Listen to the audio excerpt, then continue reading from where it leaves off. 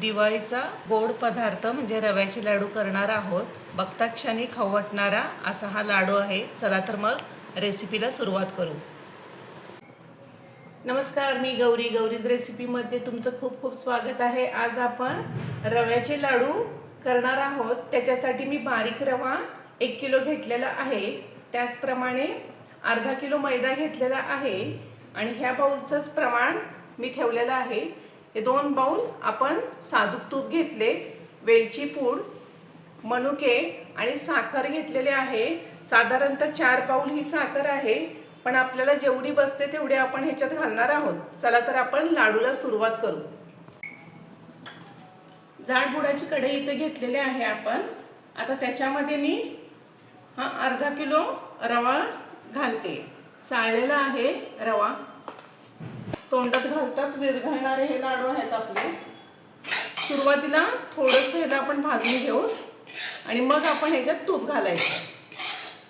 3 ते 4 मिनिटं आपण ह्याला असंच परतल्यानंतर ह्याच्यामध्ये आपण तूप घालणार आहोत. साधारणतः 2 मोठे चमचे मी तूप ह्याच्यात घातलेलं आहे. व्यवस्थित ह्याला अगदी भाजून घ्यायचं आहे. ह्याचा रंगही बदलतो, त्याची कण अगदी व्यवस्थित फुलतात. बारीक रवाच घ्यायचा आहे लाडूसाठी. जर तुमच्याकडे मोठा रवा असेल तर तो तुम्ही मिक्सरमध्ये बारीक करून घेतला तरी चालेल. 1 किलो रव्याला आपण इथं अर्धा किलो मैदा घेतलेला आहे. तुम्ही आणखीन कमीही करू शकता.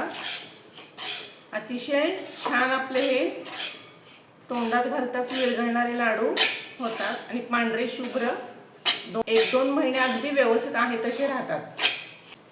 जाड बुडाच्या कढईमध्ये केल्यामुळे काय होतं, रवा आपला अगदी व्यवस्थित भाजला जातो, करपत नाही, त्याचे कण आणि कण फुलून निघतात. त्याच्यामुळे शक्यतो जाड बुडाचीच कढई घ्या.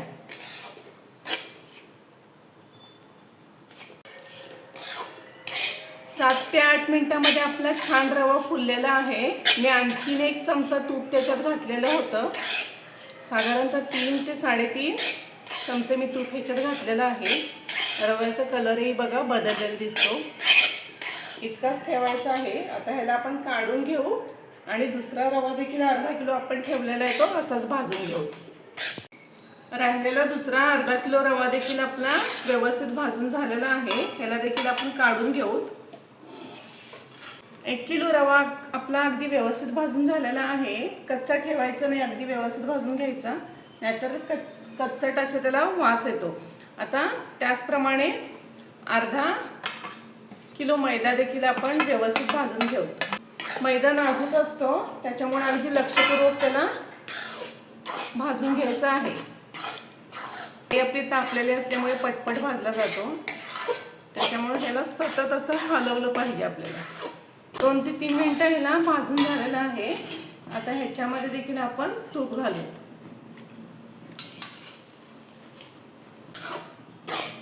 भाजलेला आपल्याला कळतो, जास्त लालसर करायचं नाही.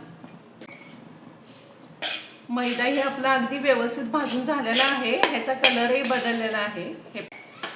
ह्या मैद्यामध्येच आपण भाजलेला 1 किलो रवा ह्याच्यात मी घातलेला आहे, म्हणजे अगदी व्यवस्थित एकजीव होतो. मी उरलेलं तूप देखील ह्याच्यात घालते. हे बघा, तूपही आपलं व्यवस्थित झालेलं आहे.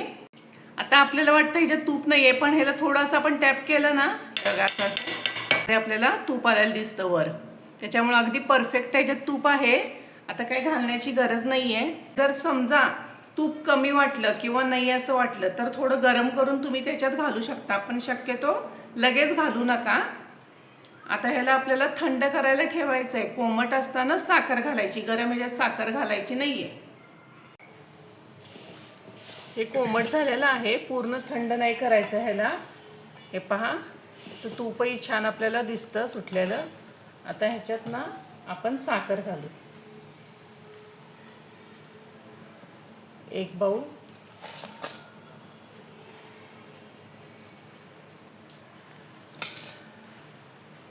साधारणतः मी 2.5 बाउल ह्याच्यात साखर घालते. थोडीची पूड आहे ती देखील ह्याच्यात घालते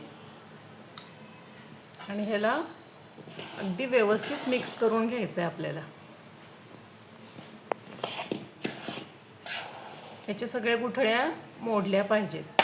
थोडं चमच्याने मिक्स करून नंतर हाताने मिक्स केलं तरी चालेल.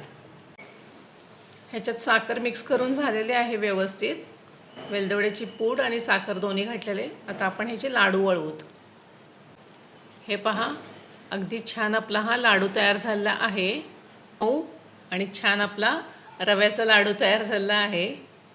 असे आपण सगळे लाडू बांधून घेऊत. अशा प्रकारे आपले रव्याचे लाडू तयार झाले आहेत. खूपच छान आणि मऊ असे लाडू तयार झालेले आहेत. तुम्हाला जर हा माझा व्हिडिओ आवडला असेल तर लाईक करा, शेअर करा, सबस्क्राईब करा, कमेंट करा. थँक्यू.